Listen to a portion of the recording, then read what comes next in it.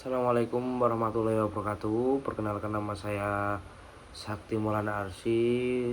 Saya mahasiswa dari Prodi TI semester 5. Di sini saya akan menjelaskan atau mempresentasikan tentang server attack, yaitu salah satunya saya memilih DNS.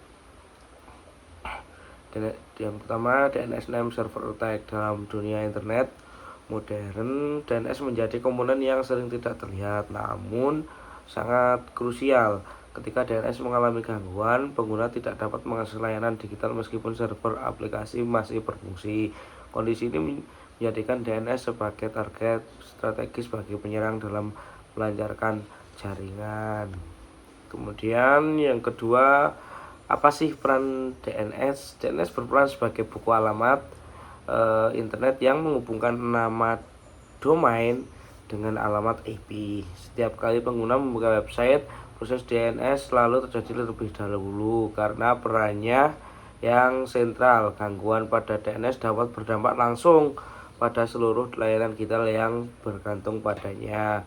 Kemudian lalu bagaimana konsep protokol attack? Protokol attack merupakan serangan yang memanfaatkan cara kerja protokol jaringan itu sendiri. Berbeda dengan serangan berbasis bandwidth, protokol attack lebih fokus pada eksploitasi logika dan mekanisme protokol sehingga dapat melumpuhkan sistem dengan sumber daya yang relatif kecil. Kemudian yang ketiga yaitu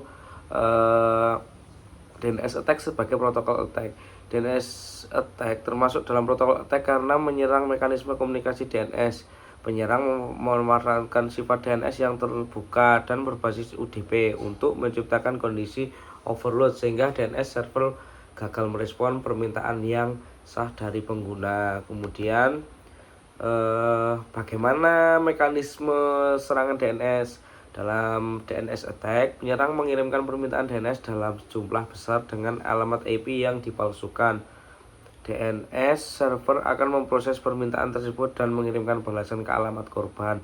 Akumulasi balasan inilah yang menyebabkan jaringan korban menjadi penuh dan layanan terganggu. Kemudian untuk DNS amplification.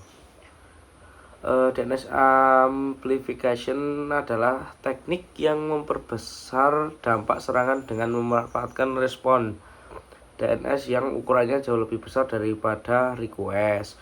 Dengan satu permintaan kecil, penyerang dapat menghasilkan traffic balasan yang berkali-kali lipat. Kemudian sehingga serangan menjadi sangat efisien dan sulit dikendalikan. Untuk selanjutnya, studi kasus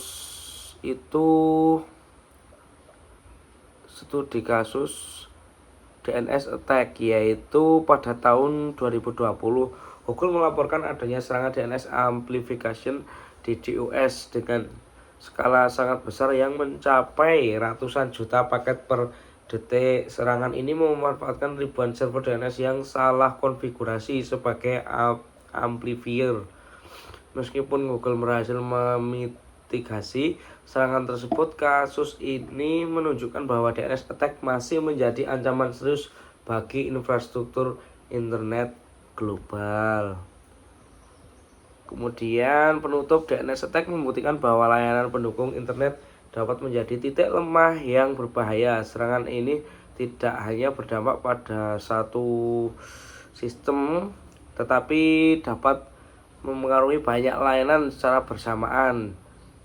Oleh karena itu, pemahaman dan pengamanan DNS merupakan bagian penting dalam menjaga stabilitas dan keamanan jaringan. Baik, terima kasih.